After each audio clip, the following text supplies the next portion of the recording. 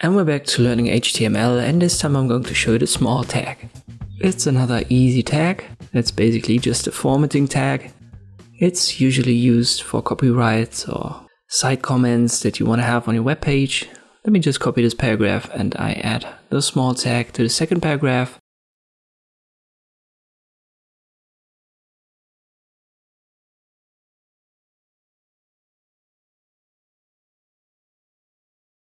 And you can see the same text is now way smaller in the second paragraph because it has the small element or the small tag.